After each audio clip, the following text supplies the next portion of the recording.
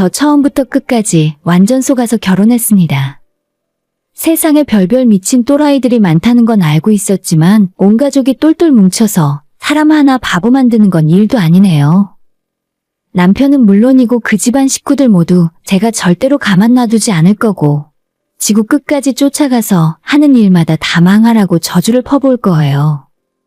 짧은 연애 기간이었지만 정말 잘 통한다고 생각했고 무엇보다 제 말이라면 다 들어주고 껌뻑 죽는 남자의 그런 태도가 너무 마음에 들었어요. 결혼할 때도 처음부터 끝까지 제가 하자는 대로 다 맞춰주었기 때문에 말다툼 한 번 한 적 없이 일사천리로 결혼을 하게 되었습니다. 그런데 제가 왜 오늘 사연을 보낼 결심을 하게 되었냐고 하면 혹시라도 저처럼 남자의 달콤한 거짓말에 감쪽같이 속아서 결혼하는 피해자가 없길 바라는 마음으로 오늘 제 이야기를 보내게 되었죠. 제가 남편을 처음 만나게 된 건 작년 초였고 연애 1년 조금 넘었을 때 프로포즈 받고 지난 7월에 결혼했어요. 저와 친한 대학 선배가 남편을 소개시켜줬는데 그 선배 하는 말로는 정말 세상에 둘도 없을 정도로 성실하고 착한 사람이라고 해서 만나게 되었습니다. 처음에는 제가 이렇게 빨리 결혼하게 될 줄은 정말로 몰랐어요. 착하고 괜찮은 사람 같아 보였지만 제 나이도 아직 20대였고 만약 제가 결혼을 하게 되더라도 연애를 최소 2년, 3년 이상 해보면서 상대방에 대해 천천히 알아가고 싶었거든요. 하지만 이 남자는 저와는 다르게 시작부터 적극적이었고 저희가 연애를 시작한 지 1년이 채 되기도 전부터 지속적으로 결혼 이야기를 했습니다. 그때는 우리가 다 좋을 때였고 저도 이 사람에게 푹 빠져있던 터라 괜히 연애를 길게 하면서 시간 낭비하지 말고 빨리 가정을 이루어 살고 싶은 마음이 있었죠. 이 남자는 위로 누나가 하나 있고 밑으로 남동생이 하나 더 있는 삼형제 집안이었는데 연애만 하던 시절에는 자기 집안에 대한 이야기를 거의 듣지 못했기 때문에 저도 그냥 평범한 집안이겠거니 하고 별다른 생각이 없었습니다. 부모님이 수도권이 아닌 지방에 사신다고 해서 미리 찾아가 인사 한번 드릴 수도 없었기 때문에 그냥 그런가 보다 하고 대수롭지 않게 여겼어요. 애초에 그 거리가 꽤 되기 때문에 결혼을 결심하기 전까지는 쉽게 인사드리러 갈 수도 없는 곳이었거든요. 아무튼 이 남자의 프로포즈를 받고 처음으로 인사를 드리러 가고 있을 때 당일날 내려가는 차 안에서 남자친구가 갑자기 그런 말을 하더라고요. 자기 집안은 옛날부터 대를 이어 내려오는 뼈대 있는 양반 가문이고 본인이 집안 장남의 장손이라는 이야기를 아무렇지 않게 하는 겁니다. 나는 그런 거 잘 신경 안 쓰긴 하는데 사실 우리 집이 옛날 말로는 종갓집 같은 거라더라. 내가 장남의 장손이라서 너가 우리 집 들어오면 종갓집 맏며느리 되는 거야. 저는 깜짝 놀라서 무슨 그런 이야기를 내려가는 와중에 하냐고 따졌었는데 이 남자는 대수롭지 않다는 듯 요즘 세상엔 그게 그렇게 중요한 일도 아니라면서 어차피 자기 엄마가 고생하면 고생했지. 우리 때부터는 제사 같은 건 안 지내도 되니까 아무 걱정하지 말라고 호언장담을 하더군요. 하지만 그 집안에 대해서 이야기를 들으면 들을수록 남자친구의 말처럼 그냥 가볍게 생각하고 넘어갈 일은 아닌 것 같았죠. 남자 쪽의 아버지가 그 밑으로 삼형제가 더 있고 명절에는 모든 친척들이 전부 저희 시부모 될 사람들 집에 모여서 다 같이 차례 지내고 3일 동안 먹고 떠들며 명절을 보낸다고 말했습니다. 거기까지만 이야기를 들었는데 대충 그 모습이 그려지면서 아무 말도 못하고 새파랗게 제가 질려 있었더니 남자친구는 자기 집안의 명절 음식 준비도 제가 할 필요 없고 애초에 옛날보다 많이 간소화되어 있으니 크게 걱정할 것도 없다면서 별일 아니라는 듯 이야기했어요. 원래는 5대조까지 제사를 지내는데 자기 엄마가 맡아 하게 되면서 그 위로 2번은 힘들어서 없애버리고 지금은 겨우 3대까지만 조상 제사를 지낸다며 그게 1년에 고작 6번밖에 안 된답니다. 6번 제사라니 저는 그런 건 진짜 처음 들어봤어요. 설날과 추석에 차례 지내는 건 별도로 따로 하는 거니까 1년에 총 8번의 제사를 지내야 하는 것 아닙니까? 12달 중에 8번이니 거의 매달 지내다시피 하는 건데 만약 제가 이 남자와 결혼하게 되면 제사 때마다 시댁 내려가서 음식 준비하고 제사상을 차리고 있는 제 모습이 머릿속에 그려지기 시작했어요.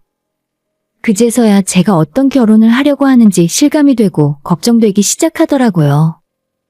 반면에 저희 집안은 아빠 쪽 친척은 고모 하나뿐이고 그나마도 아빠랑 고모네 사이가 별로 좋지 않아서 평소에 거의 볼 일이 없습니다. 할아버지는 돌아가시고 할머니는 혼자 사시기 때문에 저희 식구는 명절이 되면 우리 집으로 할머니를 모셔다가 차례상이라고 부르기도 민망할 정도로 간소하게 차려서 할아버지께 술 한잔 올린 다음에 식구끼리 맛있는 거 먹고 편하게 쉬면서 보내는 것이 명절 모습이에요.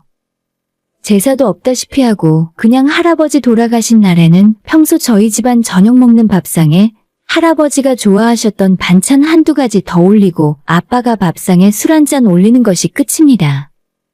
제가 아주 어릴 때 돌아가셨던 할아버지께서 생전에 쓸데없는 집안 허례허식을 다 없애고 본인 돌아가시고 난 뒤에도 제사 같은 건 지낼 필요 없으니 산 사람들끼리 사이좋고 행복하게 살면 그게 잘된 집안이라고 말씀하셨대요.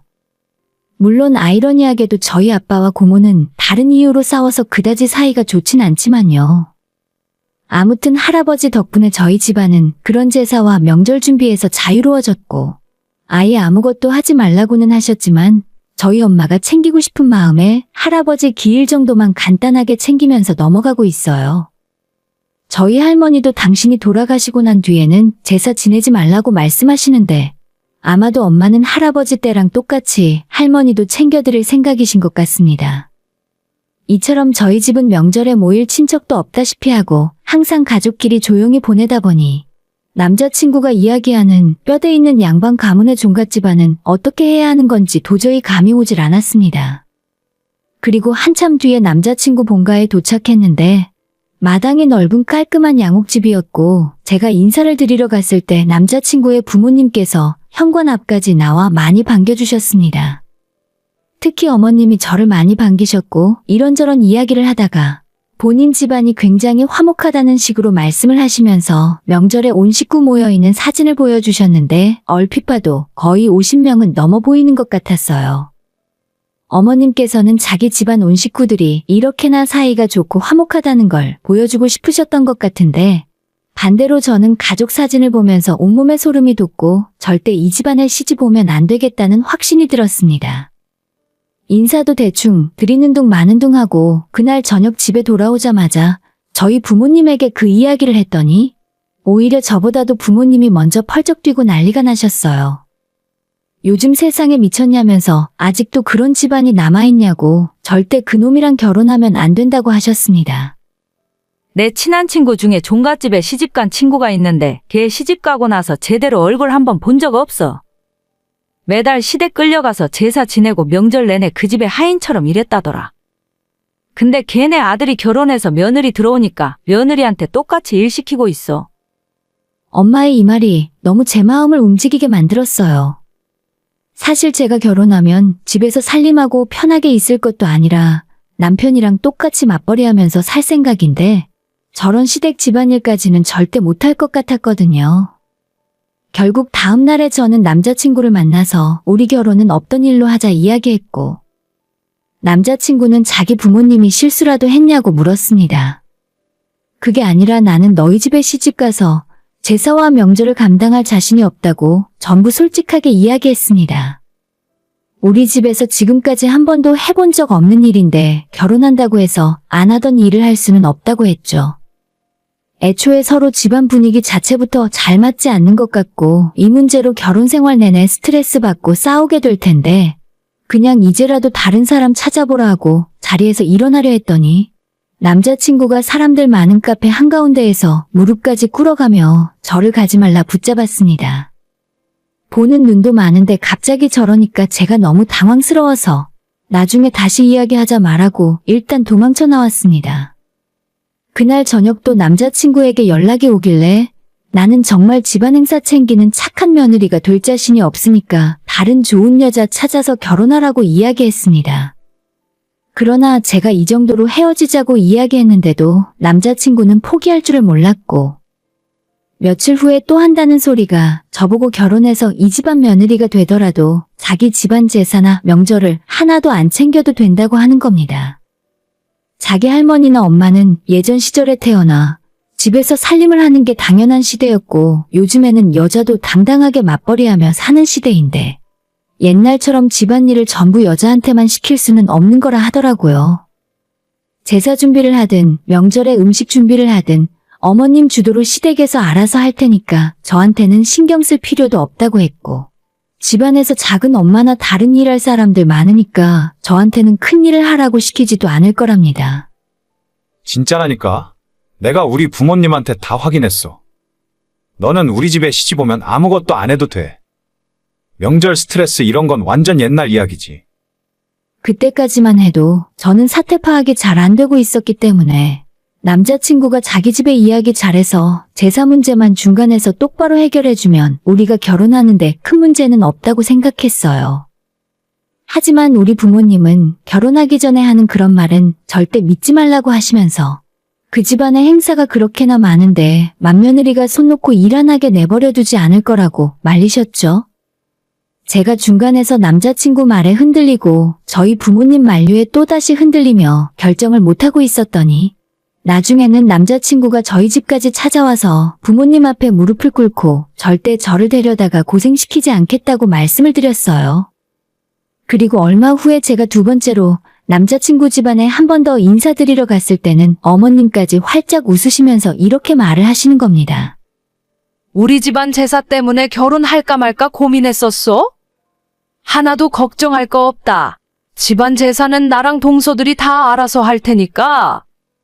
요즘 젊은 아가씨들 제사 지내라고 하면 누가 결혼한다고 하겠니? 그런 거 아무것도 걱정할 거 없어. 라고 말씀을 해주시니까 진짜 내가 괜한 오해를 했던 건가 싶었습니다. 애초에 남자친구랑 저는 성격부터 직업이나 다른 조건은 정말 잘 맞는 천생연분이라 제사 문제만 아니라면 결혼하는데 걸림돌은 아무것도 없었는데 어머님까지 나서서 저렇게 말씀을 하시니까 더 이상 결혼을 망설일 이유가 없어졌었죠.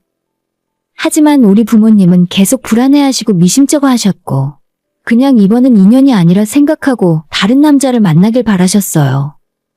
그렇지만 저도 이 사람과 1년 넘게 만났는데 갑자기 헤어지는 것도 쉬운 일은 아니었죠. 예정대로 결혼 준비가 이루어졌고 몇 번이나 확인을 받은 뒤에 결혼식을 올리게 되었습니다. 그나마 한 가지 다행인 점은 친정은 가깝고 시댁이 멀리 떨어져 있기 때문에 평소에 시부모님이 불쑥 찾아올 일은 없겠다는 것이었죠. 그쪽 식구들이 사람도 많고 그래서 모임도 많아 보였지만 저희가 멀리 서울에 사니까 시댁 집안 모임에 오라고 부르는 일도 없었어요. 처음 결혼식 올리고 한 달 정도 너무 조용하길래 역시 내가 괜한 걱정을 했었구나, 남편 말이 맞았구나 생각하고 있었는데 얼마 후에 시댁 첫 제사가 있었습니다. 저는 안 가도 될 거라 생각하고 남편에게 당신 혼자 내려가냐고 물었는데 남편은 조금 당황하더니 그래도 우리 결혼하고 처음 맞는 제사인데 가서 얼굴 비추고 시댁 어른들께 인사라도 드리고 오는 게 어떻겠냐 하더라고요. 회사에 반차 내고 오후 3시쯤 출발하니까 우리가 시댁에 도착할 때쯤에는 제사 준비도 다 끝나 있을 거고 저한테 절하라던가 집안 어른들한테 술 따르라고 시키지도 않을 거니까 그냥 가서 친척들한테 얼굴 보이고 인사만 하고 오랍니다. 솔직히 가고 싶진 않았는데 첫인상부터 완전 싸가지 없는 며느리로 찍히긴 싫었어요. 남편 말대로 인사만 하고 얼굴 도장만 찍고 오자는 생각으로 저도 회사에 반차를 내고 남편이랑 같이 시댁으로 내려갔었죠. 하필이면 금요일이라 내려가는 고속도로에 막히는 구간이 많았고 겨우겨우 시댁에 도착하니 시간은 오후 6시가 좀 넘어 있었습니다. 이쯤이면 제사 준비는 다 끝났겠지 생각하고 시댁으로 들어갔는데 거실에 어머님과 할머님 그리고 남편의 작은 엄마들까지 이 집안 여자들이 거의 다 모여 전을 부치고 음식 만들면서 제사 준비가 한참이었습니다. 어머님 댁 현관에서 인사를 꾸벅하고 들어갔는데 여자들은 전부 주방에서 일을 하고 있고 남자들은 거실에서 술을 마시고 있었는데 여기서 제가 어떻게 해야 하나 순간 고민이 되었습니다. 당연히 주방으로 들어가서 일손을 도와야 맞는 상황 같았지만 여기서 한번 선택을 잘못하면 앞으로의 제 결혼 생활이 평생 꼬일 것 같다는 생각이었죠. 주방에서 저를 바라보는 시선들이 느껴졌지만 그래도 자연스럽게 남편 옆으로 가서 자리를 잡고 앉았고 최대한 주방 쪽은 신경 안 쓰려고 노력했어요. 어차피 남편과 시부모님이 저희 결혼할 때부터 집안 행사에는 신경 안 써도 된다고 약속을 했었고 그날은 그저 얼굴 비추고 인사드리러 온 거니까 절대로 일은 손 하나 까딱 안 할 생각이었습니다. 적당히 융통성 있게 시어머니 옆에서 간단한 일이나 거들면서 눈치껏 일하는 척이라도 할 수는 있었지만 작은 일을 시작하면 앞으로 점점 더 큰 일도 저한테 시킬 것 같았어요. 남편 옆에 앉아서 핸드폰 화면이나 쳐다보고 있었는데 그때 남편의 작은 엄마가 하는 말이 제 귀에 들려왔습니다. 형님 집안에 맏며느리가 들어왔대서 기대했더니 아주 곱게 자란 공주님이 오셨네. 상전 하나 모시고 살아야겠어. 라면서 저를 두고 비꼬는 듯 이야기를 하셨고 그 와중에 우리 시어머니라는 사람도 놔둬라 놔둬 괜히 뭐라고 하지 마. 일 시키면 이 결혼 안 하겠다고 하도 난리를 쳐서 내가 지모까지 다 하기로 했어. 아들 장가 간다는데 부모가 혼사길을 막을 수는 없잖아. 분명 둘이 하는 이야기였지만 집안에 있는 사람이 다 들을 수 있도록 큰 소리로 떠들고 있었습니다. 안 그래도 기분이 좋진 않았는데 저를 두고 빈정대는 소리를 들으니 그냥 이 자리를 박차고 나가고 싶었습니다. 그래도 다들 집안 어른들이니 그럴 수도 없어서 핸드폰 보는 척을 하고 있었는데 작은 아버님으로 보이는 분이 저를 보고 한마디 하더라고요. 근데 너는 왜 일 안 하냐? 집안 어른들 다 일하고 있는데 새파랗게 젊은 애가 왜 여기에 앉아 있어? 순간 저도 뭐라고 대답을 해야 좋을지 몰라서 옆에 있는 남편을 쳐다봤더니 남편도 제 시선을 피하고 핸드폰만 들여다보고 있었어요. 시집 올 때 너희 집에서 그렇게 가르쳤어? 너네 시어머니랑 집안 어른들 다 일하고 있는데 왜 너만 여기서 놀고 있냐고? 작은 아버님 말 한마디에 일순간 온 집안이 조용해졌고 다들 제가 뭐라고 대답을 하는지 숨죽인 채 저를 지켜보고 있었습니다. 여자들한테만 일 시키고 이 집안 남자들은 술이나 퍼먹고 놀고 있었으면서 갑자기 왜 나한테 이런 말을 하는 건지 솔직히 짜증났어요. 뭐라고 대답을 해야 하나 고민하고 있었는데 저 대신 시어머니가 끼어들어 말씀을 하셨죠. 그냥 놔두세요. 쟤는 애초에 우리 집안일에는 손도 안 대기로 약속하고 시집 온 애예요. 제사 준비시키면 결혼 안 하겠다고 하도 난리를 쳐서 저도 일 안 시키기로 했어요. 자꾸 뭐라고 하면 이혼하겠다고 할 수도 있으니까 다들 그만들 하세요. 앞뒤 다 자르고 시어머니라는 작자가 저런 식으로 말을 하니까 이 집안에서 저만 완전 이상한 사람이 되어버렸죠. 작은 아버님이 이번엔 저희 남편 보고 너는 너네 엄마 고생하는 모습을 뻔히 보면서도 능신같이 어디서 저런 여자를 며느리라고 데려왔냐고 화를 내셨고 거기까지 듣고 있으니 더 이상 이 집안에 앉아있을 이유가 없었습니다. 제가 자리에서 벌떡 일어나 제 가방 챙겨들고 현관으로 나가자 제 뒤통수에 대고 또다시 집안 어른들의 비난이 쏟아졌어요. 저 성질 봐라. 어른들 다 있는데 잘하는 짓이다. 이래서 가정교육이 중요한 거야. 제 욕하는 건 참고 넘어갈 수 있었는데 우리 부모님 욕까지 하니까 이제는 어른이고 뭐고 더 이상은 못 참겠더라고요. 그때까지 집안 어른들한테 아무 말도 못하고 눈치만 보고 있던 남편놈한테 다가가 손에 들고 있던 핸드폰을 집어던지고 머리통을 한 대 후려갈겼죠. 그리고 이 집안 며느리들이 몇 시간째 전을 붙여서 쌓아두고 있던 광주리를 발로 차서 다 엎어버렸습니다. 당신네들 집안이 얼마나 뼈대 있는 집안인 줄은 모르겠는데 적어도 우리 집에선 여자 대우를 이렇게 안 해요. 여자들한테 일 시켜놓고 집안 남자들은 놀고 처먹고 있는 게 뭐가 자랑이라고. 이런 집안 재산은 절대 지내줄 생각 없으니까 전 이만 가보겠습니다. 소리 지르고 나왔는데 밖은 완전 시골인데다 남편 차를 같이 타고 와서 저 혼자는 어떻게 가야 할지 모르겠더라고요.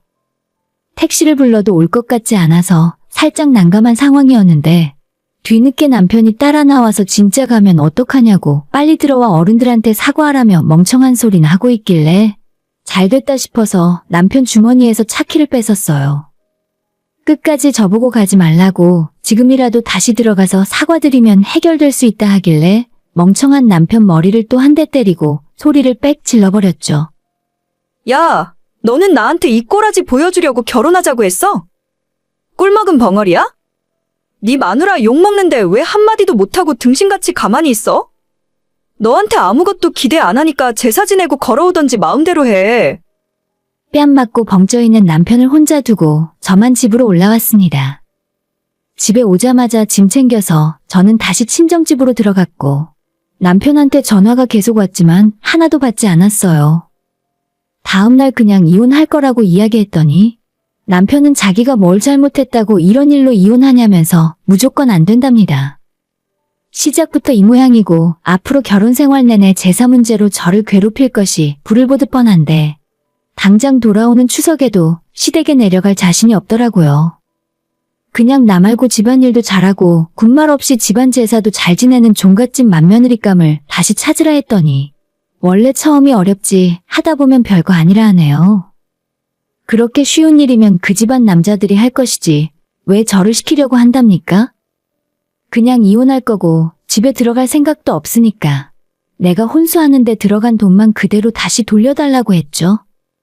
며칠 지나서 이번에는 시어머니가 제게 전화를 하더니 결혼이 애들 장난도 아니고 집안끼리 인연을 맺은 건데 너 마음대로 그렇게 제삿날에 깽판 부리고 이혼할 생각이냐 하더라고요.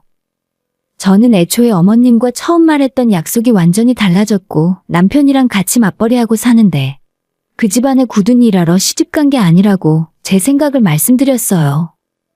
이혼 안 해주면 내가 소송이라도 걸어서 동네방네 집안 망신 톡톡히 시켜드리겠다고 했죠.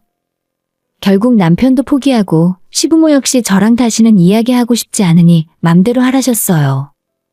혼수로 해간 것들 중에 TV, 냉장고, 세탁기 같은 가전제품들은 완전 새거나 다름없어서 저희 엄마 집으로 가져와서 사용하는 중이고 침대나 가구 비용으로 들어간 2천만 원만 남편에게 돌려받은 뒤에 이혼 도장을 찍었습니다.